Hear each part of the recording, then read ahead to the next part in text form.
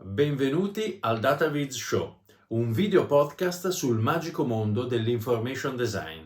Qualcuno di voi potrebbe chiedere perché DataViz Show?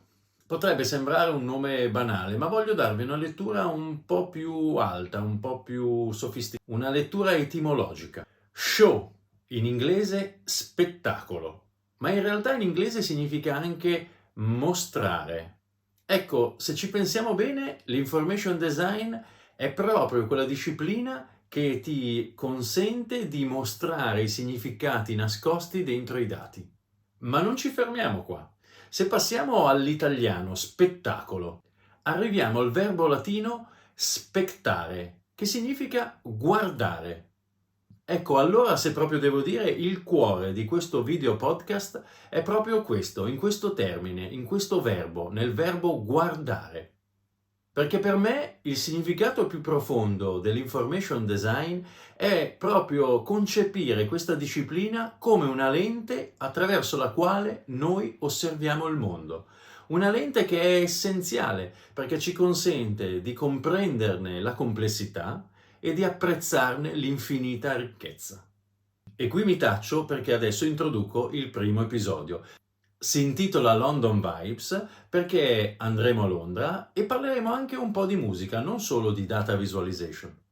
Protagonista della puntata è Tiziana Alocci, information designer, art director, vincitrice di premi a livello internazionale, italiana ma che vive a Londra. La chiacchierata con Tiziana ci aiuterà a comprendere meglio le infinite sfaccettature, le infinite sfumature di questo magico mondo dell'information design. Benvenuta Tiziana, sono lieto di averti come ospite per il DataViz Show, questo podcast dedicato all'information design e alla visualizzazione dei dati.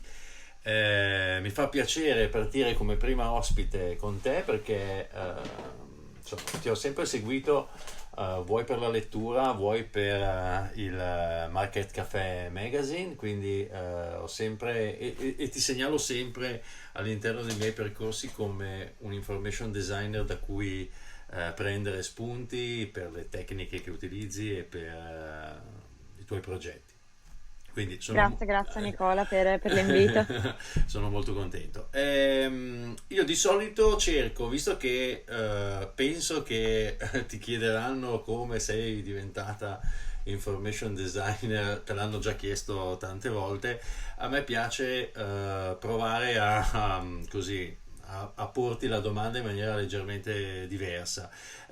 Io da sempre sono, come dire, credo in questa frase di un poeta sudamericano che dice che che la vita è l'arte dell'incontro. Cosa intendo dire? Che spesso e volentieri prendiamo alcune strade perché magari ci imbattiamo in una persona, in un evento, in un progetto, in qualcosa. Quindi c'è un po' di casualità anche negli incontri che facciamo. E quindi ti volevo chiedere, come si è sviluppata la tua carriera prima di studio, il tuo percorso di studio? Come sei arrivata ad andare a studiare al Politecnico quando ancora forse in Italia non era così scontato fare quel tipo di percorso di studi? Questa è una bella domanda perché effettivamente diciamo che questo incontro con la visualizzazione dei dati è avvenuto proprio dopo un incontro estremamente casuale. Io ho una laurea triennale in disegno industriale presso l'Università di Genova e qui si parla del 2009 più o meno. Stavo scrivendo in un forum, quindi prima di Facebook, prima dei social media, i forum school, dove ho conosciuto una persona che mi ha introdotto a questo corso di laurea specialistica in design della comunicazione al Politecnico di Milano. Io stavo cercando tutt'altro in realtà, non avevo ancora le idee chiare su come proseguire gli studi o se proseguirli del tutto, e questa persona mi ha detto: guarda, io sto facendo questo corso in visualizzazione di dati che è una cosa molto nuova, siamo un pochissimi in classe Sì, proprio perché è una era cosa così iniziato nuova. era iniziato da poco. Esatto. Però è molto interessante, guarda, dai un'occhiata ai lavori che facciamo e prova. E ho dato un'occhiata a questi lavori e per me è stato proprio un match istantaneo, un po' perché per il background in disegno industriale che ho, che quindi diciamo spinge tutta la produzione che faccio ad avere una funzione molto importante, quindi non Cioè, solo essere basata sulla forma o l'estetica pura. sull'estetica, esatto, ma Mhm. deve avere una componente funzionale veramente importante, un po' come appunto nel disegno Sì, industriale, quando una persona progetta un oggetto deve essere funzionale, poi parliamo di estetica e tutto quanto. E applicare quindi queste limitazioni dei dati, dei numeri a solitamente delle grafiche che sono puramente estetiche e belle da vedere, per me era un po' una cosa meravigliosa, come proprio un match in heaven. immagino, immagino. Quindi ho detto ok, va bene, lo voglio fare. E, ho mosso mari e monti per laurearmi il prima possibile e subito dopo ho iniziato la specialistica, la magistrale in design della comunicazione al Politecnico, dove effettivamente questi 2 anni molto intensi solamente concentrati sulla produzione di visualizzazione di dati, un po' a 360 gradi, quindi ne abbiamo studiato antropologia, semiotica e infatti a me piace poi molto questa multidisciplinarietà Certo, della materia. visualizzazione dei dati, esatto. E infatti la mia tesi era un'analisi semiotica delle immagini usate per rappresentare le notizie. Posso, Cifra. posso aggiungere una domanda? Visto che da questo, diciamo, indirizzo di laurea, da questo corso del Politecnico, sono usciti poi eh, tantissimi information designer che adesso hanno creato anche questo movimento un po' in Italia, insomma, hanno dato... cioè è successo in Italia quello che forse era successo un po' di anni prima negli altri paesi anglosassoni soprattutto. Il professor Ciuccarelli, insomma, ha posto le basi per lo sviluppo di questa disciplina anche in Italia. Posso sapere chi c'era con te nei tuoi anni di... altri tuoi compagni di corso che poi sono diventati magari famosi o comunque hanno... Se ce n'è qualcuno che ti ricordi in particolare, insomma, con cui magari sei ancora... Ehm, ma ora del mio corso esattamente, Non ti viene in mente? probabilmente molti Mm? che lavorano in diversi studi e altri, diciamo, personaggi molto conosciuti come Federica Fragapane o Ecco, Giorgia Lupini, non ci siamo incontrati, avevamo tipo 1 o 2 anni di differenza, ok, quindi non ok. eravamo insieme. Va bene, era la mia curiosità. Bene. Poi scorrendo il tuo curriculum, l'ho guardato su Behance, ho visto che hai lavorato in varie agenzie, quindi dopo la laurea hai proseguito lavorando in questo settore, sia in Italia che all'estero. Ecco, e tu attualmente sei a Londra, quindi diciamo sei andata a lavorare lì. È stato anche lì un caso o comunque un evento della vita che ti ha portato lì, casuale o in qualche modo fortuito, o proprio per il tipo di professione che svolgevi hai ritenuto più utile vivere a Londra in un contesto dove sicuramente il mercato anche offre più possibilità per questo genere di profilo, insomma. Ma diciamo una combinazione delle due. Io avevo fretta di laurearmi il prima possibile e quindi non ho fatto l'Erasmus, ma ho fatto un tirocinio all'estero, ho fatto un tirocinio a Londra, dove però era più concentrato sulla fotografia e reportage, che comunque mi è stato estremamente utile. Estremamente utile specialmente perché ho passato 3 mesi a Londra dove ho un po', diciamo, mi sono un po' ambientata e quindi poi mi è rimasta un po' la cosa da dire io qua mi trovo molto bene e forse potrei provare Vivere a qua. vivere qua. Cioè, E l'alternativa era comunque quella di stare a Milano, io sono di Genova per stare in una città senza mare, tanto vale allora pensare in grande. Beh, diciamo che Londra, insomma, vivere a Londra è bello, ecco, per chi c'è Senza stato nulla a senza nulla togliere a Milano, Milano, ovviamente. sicuramente. Io sono nato a Milano, ma sono trapiantato in Veneto. Non mi Ok. manca Milano sì, sicuramente c'è di più che qua dove vivo io, però ecco, sicuramente Londra è è una Io scala diversa. ho avuto delle esperienze bellissime lavorative a Milano dove sono entrata in contatto con dei professionisti bravissimi, quindi ho un ricordo molto bello. Però mi sono laureata molto velocemente, a 24 anni io ero già laureata e una settimana dopo la laurea ho preso un aereo e sono andata a Londra.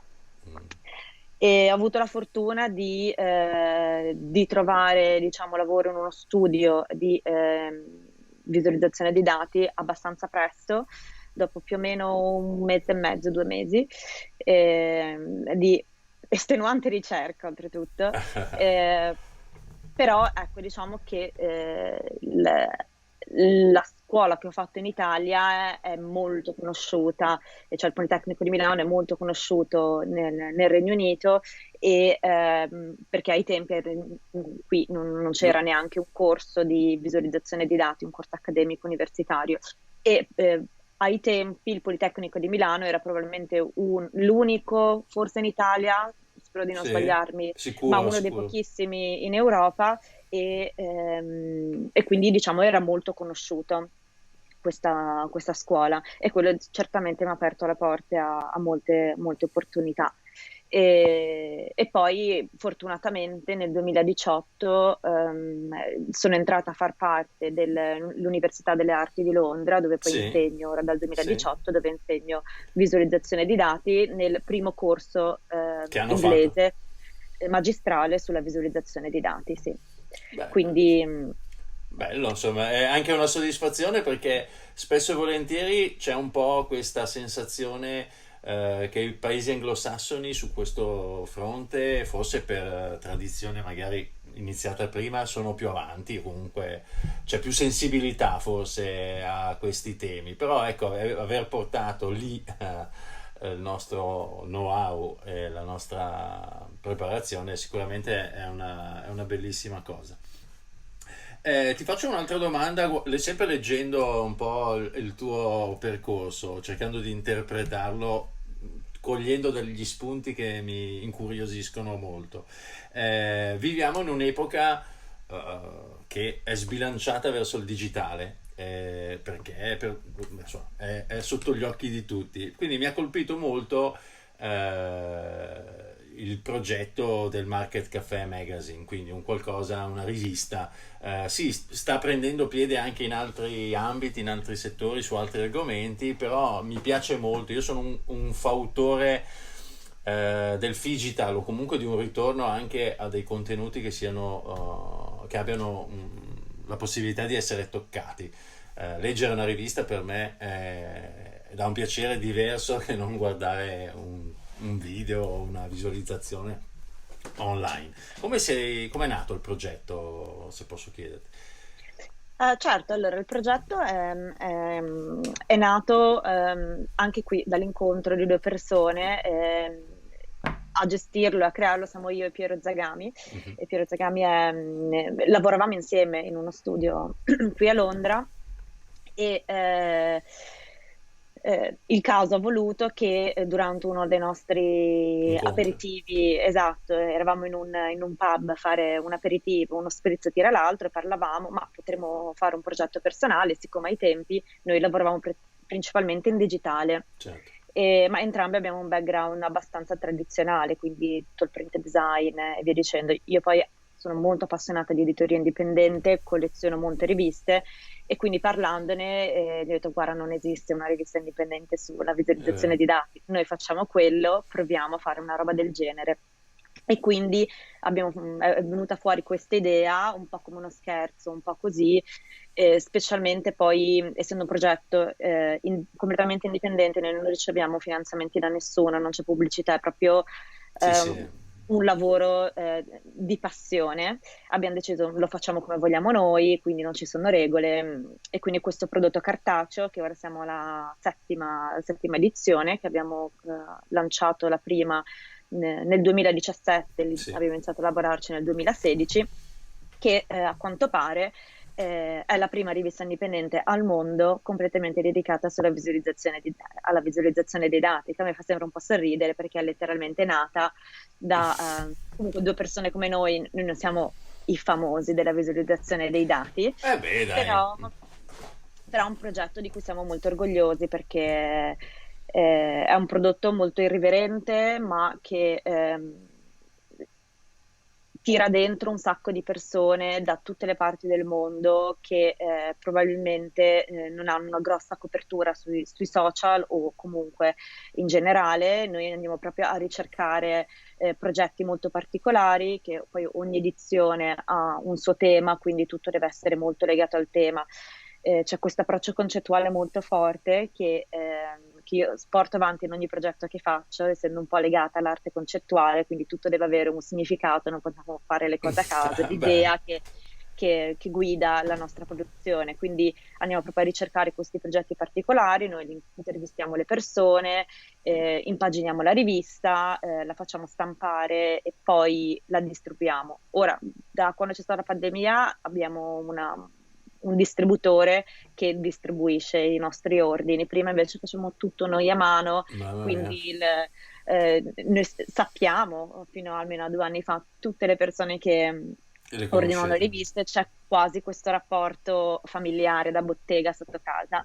E la Bello. cosa più interessante era che anche qua pre-pandemia, al lancio di ogni rivista, noi facevamo un launch party, un evento dove c'erano 100-150 persone qua a Londra, affittavamo uno spazio, chiamavamo un DJ a suonare, affittavamo tutta la strumentazione, cassa e via Sì. dicendo, dove c'era una parte un po' più formale, ok, qualche talk, le persone presentano il proprio pezzo e via dicendo, poi distribuivamo Bellissimo, bellissimo, birre caspita. gratis, e mettevamo un po' di musica e le persone facevano un po' di networking, ma senza avere un po' quella formalità dei classici eventi networking con lo scambio delle business card e via dicendo.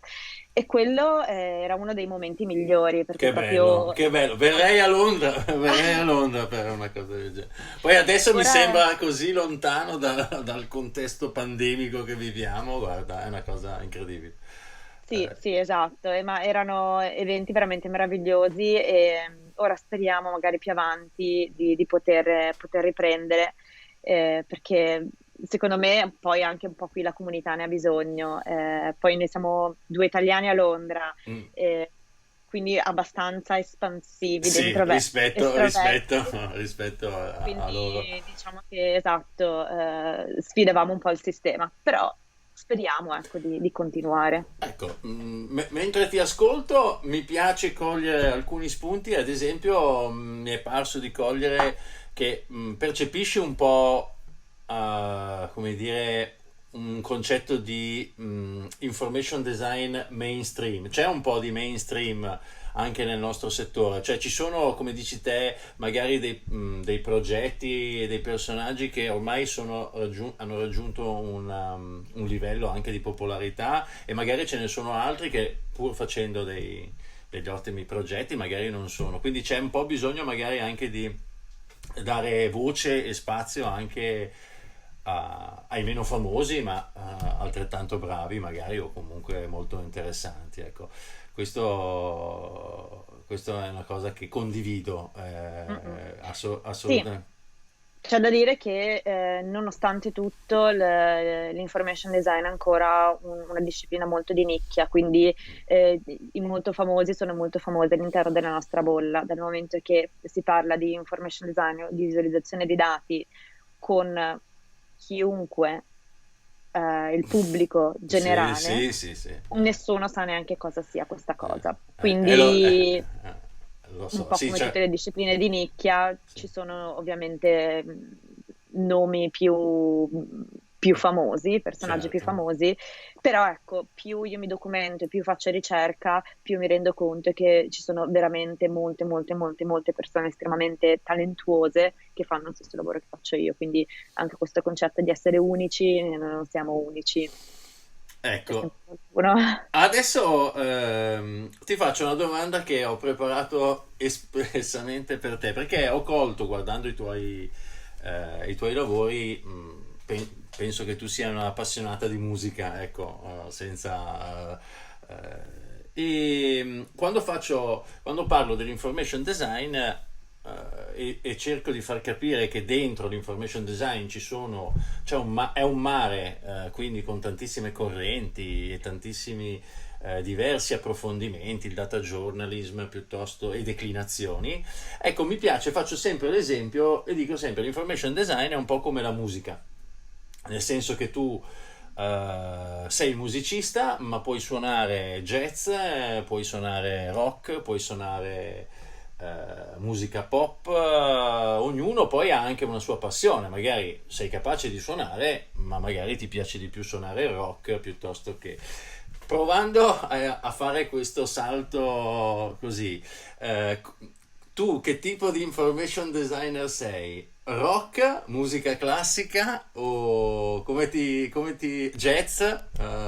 Come ti definiresti se, so che ti faccio una domanda un po' così, che ti spiazza magari. Ma direi forse confusa nella serie che Fusion, tipo. esatto, un po' un mix un po' di tutto. Quello che per me è estremamente importante in qualsiasi produzione mi cimenti ehm, è l'idea di base. E questo si lega appunto al discorso che facevo prima sull'arte concettuale, che alla fine per me la visualizzazione di dati finale, il progetto finale non ha neanche così grossa importanza a livello concettuale, in quanto un po' forse per il mio background in disegno industriale, uno cioè, potrebbe continuare a progettare un artefatto senza mai fermarsi, non c'è un punto finale nella progettazione di design, potresti andare avanti a oltranza. Quindi quanto è importante alla fine l'oggetto finale rispetto invece a tutto il percorso che si fa. Quindi io tendo a documentare ogni aspetto della produzione, tutte le diverse fasi, il perché faccio quello che faccio e come si collegano le cose. Al punto che il prodotto finale sì, vabbè, ha importanza dal punto di vista dei lavori che mi vengono commissionati, ma al mio livello concettuale ha importanza fino a un certo punto. Quindi, ad esempio, più che definire come diversi stili di musica, anche se Sì. comunque io ho una predisposizione per la musica elettronica, Mhm. ehm, è più capire a livello concettuale da dove partiamo, cosa vogliamo fare e poi cosa impariamo strada facendo. E poi l'artefatto finale può essere tutto, magari niente, chi lo sa. Molte volte questo succede con i dati, che abbiamo un'idea iniziale, poi prendiamo i dati, cominciamo a visualizzarli e alla fine ci rendiamo conto che i dati ci dicono un'altra storia. Quindi Ok, sì, provando, allora cerco di cogliere quello che mi hai detto, sei quasi, diciamo, simile a chi compone la musica, ad esempio, per un film, nel senso che ha assolutamente la conoscenza della musica e di tutto quello che serve, ma in base a quello che deve raccontare e sostenere, sceglie un certo tipo di suono e di ritmo e tutto quello che serve. Non importa, l'importante è che rappresenti e comunichi quel concetto e quella storia. Mi piace come definizione. Come dicevo prima, uno dei punti o dei modi con cui ho conosciuto e apprezzato il tuo lavoro è stato anche guardando alcune visualizzazioni che hai fatto per l'inserto del Corriere della Lettura. Io, come forse ti raccontavo prima, per dare degli stimoli e delle contaminazioni a chi magari è sempre tutti i giorni con la testa tra dati di business, vendite, profitti, margini, queste cose, a volte dico la domenica uscite di casa, andate a prendere l'inserto del Corriere, che comunque lì trovate visualizzazioni che non c'entrano niente con il vostro lavoro, ma che vi possono dare degli stimoli da cui si può imparare tanto. Quindi li spingo la domenica mattina ad andare a prendere l'inserto. Una curiosità, come si svolge, almeno nel tuo caso, come si svolge, come approcci un progetto di una visualizzazione? Hai il tema e poi sei libera di ricercare, diciamo, di esprimerti a tuo piacimento? Funziona così o c'è qualcosa di più, come dire, i dati sono già Um, un po', come dire, impostati o comunque ci sono già delle nel indicazioni? caso, nel caso specifico della lettura? Sì, sì, sì, nel caso Al- specifico della lettura, era proprio ok. Ma solitamente a queste visualizzazioni di dati sono a corredo di un Mhm, articolo di giornale. Quindi solitamente c'è un'idea di base, una linea editoriale che viene comunicata ai designer come me, e quindi magari l'argomento sono ad esempio gli elementi chimici e poi da lì allora inizia una fase di ricerca mhm. che faccio io e solitamente, e parlo solo in base alla mia esperienza, Certo, eh, faccio sia la ricerca dei dati che poi la visualizzazione, che comunque è una pratica estremamente normale, anzi è una cosa che io preferisco fare come information designer, anche concentrarmi sulla ricerca. Io quando insegno dico sempre che c'è questo split 80-20, per mm, cui in realtà il lavoro che faccio io, l'80% è ricerca e disegno. Quindi c'è veramente tanta ricerca, non solo ricerca per quanto riguarda i numeri e i dati, ma anche ricerca di analogie visive, le forme, perché le facciamo, perché usiamo un cerchio invece che un quadrato e via dicendo.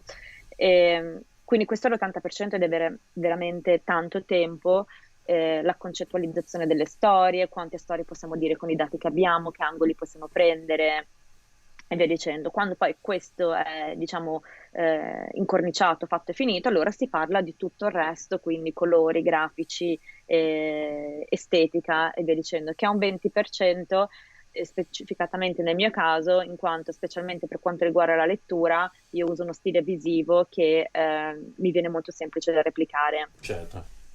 Quindi molti dettagli, colori neutri, desaturati, forme geometriche, forme complesse.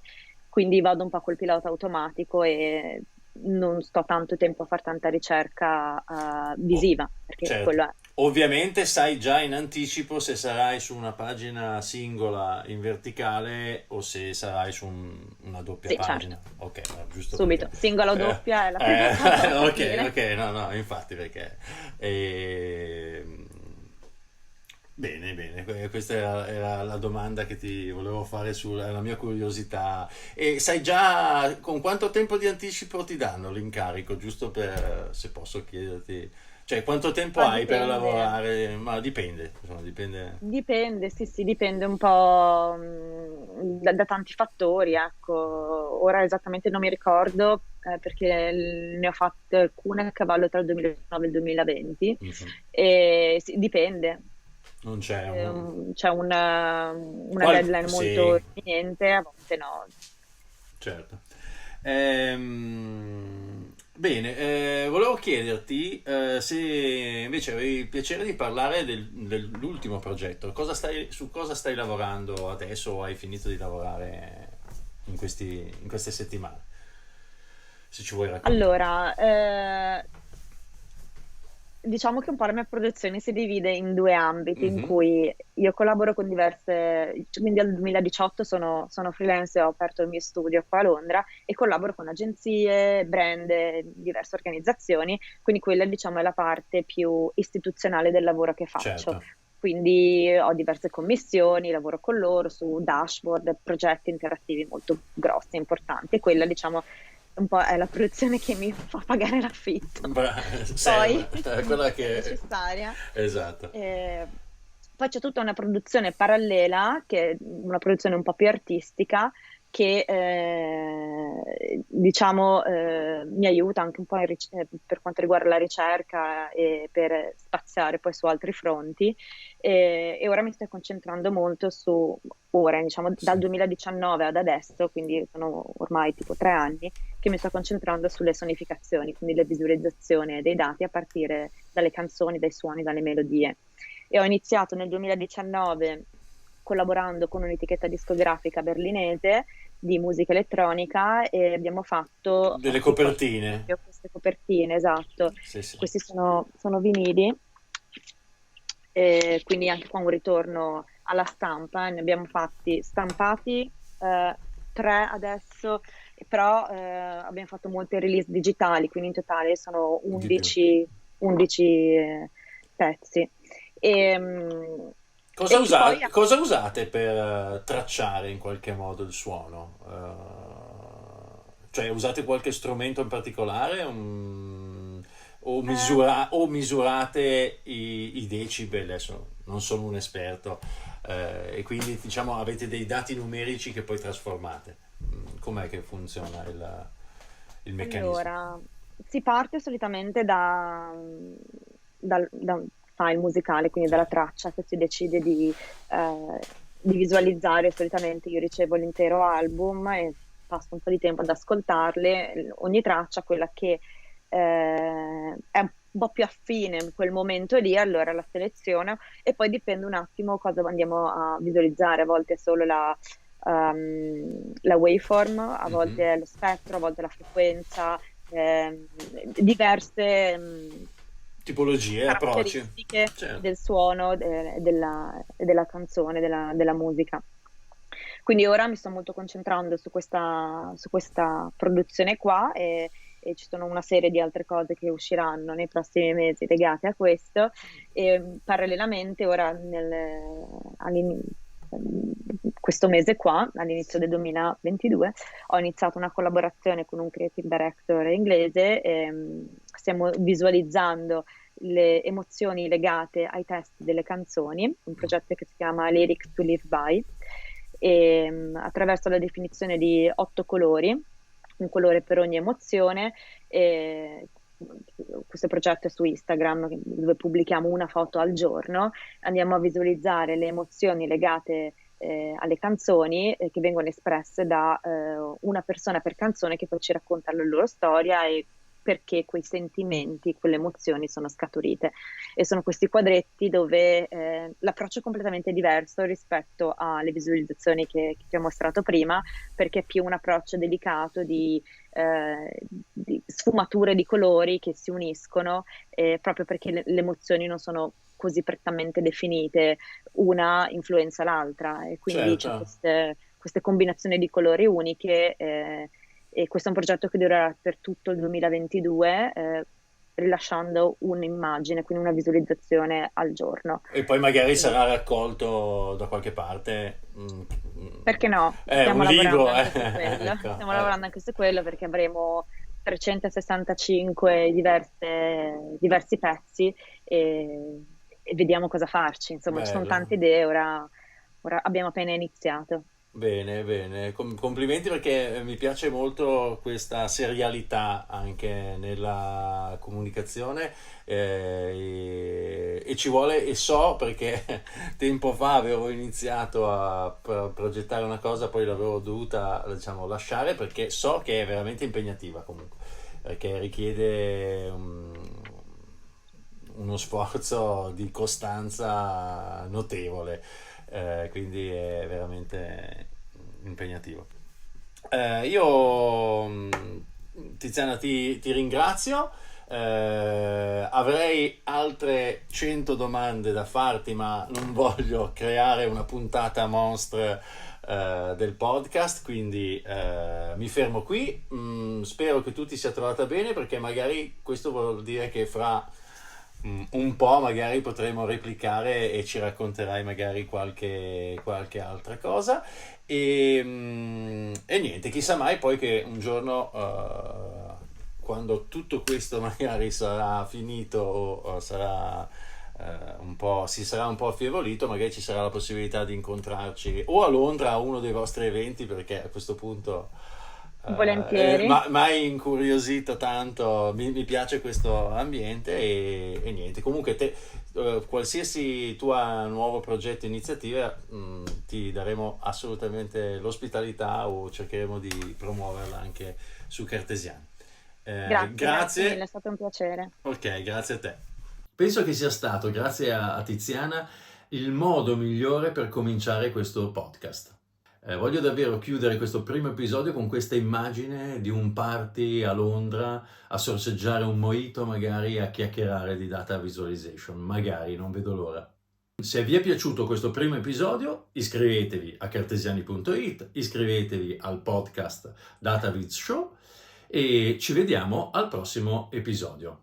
Sipario!